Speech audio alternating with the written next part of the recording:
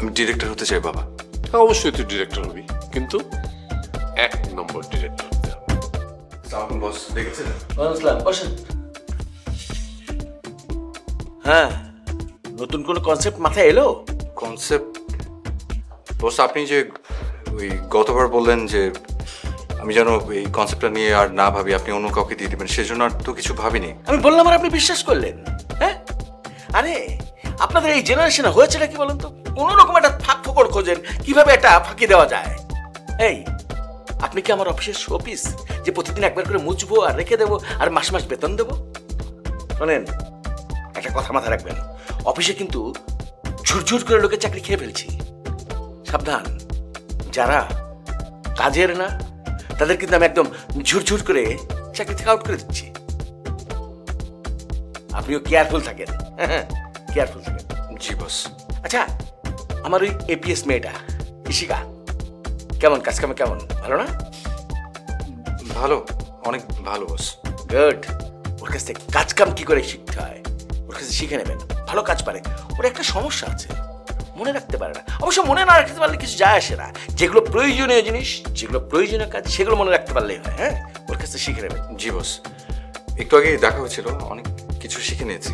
ভালো, কিন্তু কেয়ারফুল। অফিসে কিন্তু ঝুরঝুর করে অনেকে চাকরি খেয়ে দিচ্ছি।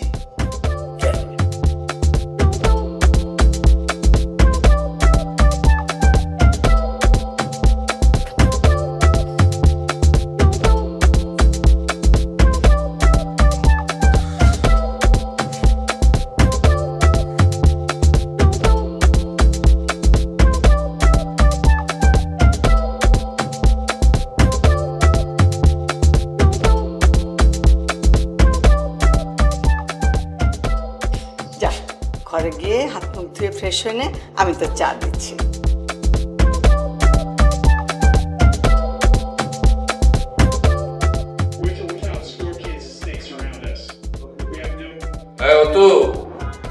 বাবা,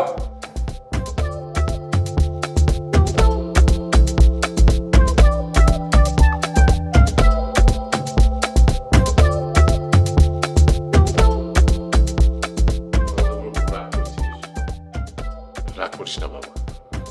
তোর সাথে আমরা যা করি, কেন করি? তোর ভালোর জন্য তো করি।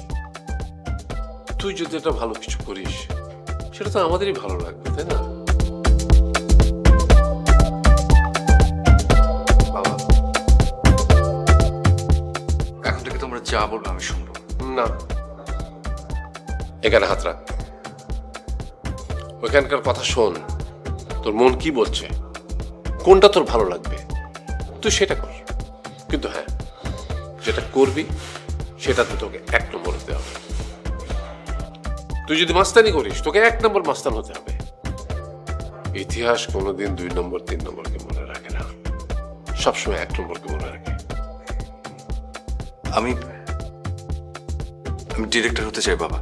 অবশ্যই তুই ডিরেক্টর হবি, কিন্তু 1 নম্বর ডিরেক্টর।